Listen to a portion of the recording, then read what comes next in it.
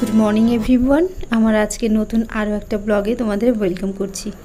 আশা করছি সবাই খুব ভালো আছো। আজকে বারটা শনিবার আর এখন সকাল 7:30টার মতো বাজছে।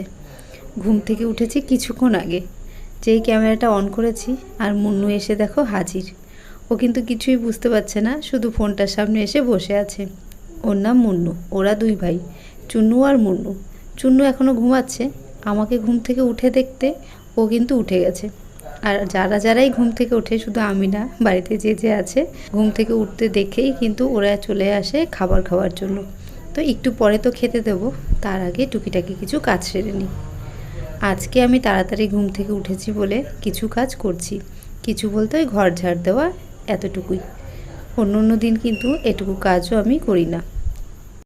ডাক্তার আমাকে একটু রেস্টেই থাকতে বলেছে, সেই কারণে এখন যে কোনো কাজকর্ম আমার যাই করে থাকে। আর আমার মা যখন ছিল মা করতো, কিন্তু ছোটোখাটো দু একটা কাজ আছে যেগুলো করতে আমার খুব ভালো লাগে।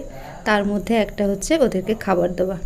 ওরা শুধু আমার থেকে নয়, এত সকালে তো আর ভাত দিতে পারবো না, তার জন্য ক্যাট ফুড দিয়ে দিলাম।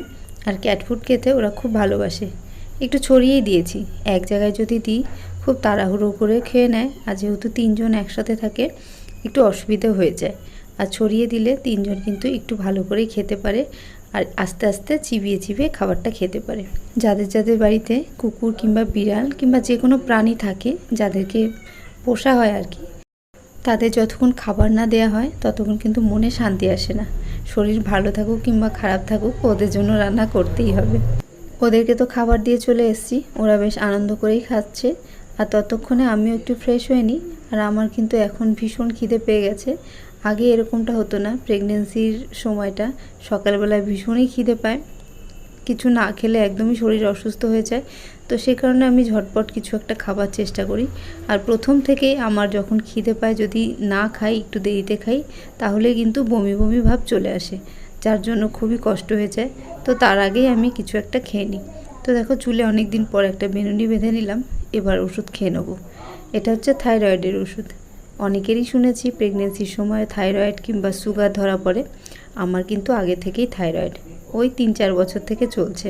তো কন্টিনিউ ওষুধ খেতে খেতে অভ্যাস হয়ে গেছে, ঘুম থেকে উঠেই আগে ওষুধটা খেয়ে নিই। আর এই ওষুধটা কিন্তু খাবার পর, মানে যে কোনো ওষুধ খাবারই একটা নির্দিষ্ট সময় থাকে, খাবার 1 ঘন্টা পর খাবার খেতে বলে।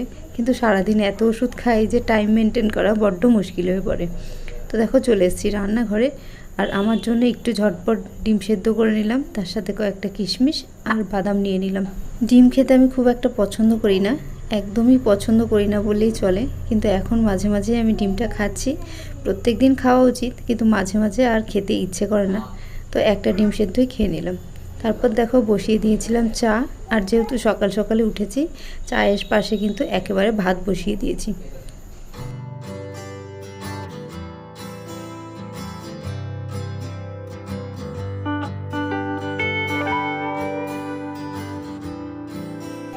তিনজনের জন্য 3 কাপ গরম গরম চা একেবারে রেডি। আর এই চায়ে কিন্তু একদমই চিনি নেই। চিনি দিয়ে যদি চা খাই, তারপরে মুখটা এতটা বাজে হয়ে যায় যে অন্য কিছু খেতে আর ইচ্ছে করে না। তার জন্য চিনিটা একদম বাদ দিয়ে দিয়েছি খাওয়া থেকে। সবার ফার্স্টেই শুভ্রর জন্য 1 কাপ চা নিয়ে গেলাম, ওকে চা দিয়ে এসে তারপর আমরা খাবো। সুস্মিতা এখানে সব বোতলে জলগুলো ভরে রাখছে। আর জল কিন্তু বোতলে যতক্ষণ থাকে ততক্ষণই খাওয়া হয়। জল ফুরিয়ে গেলে খেতেও একটু বিরক্ত লাগে যে আবার জল ভরতে হবে, খেতে হবে।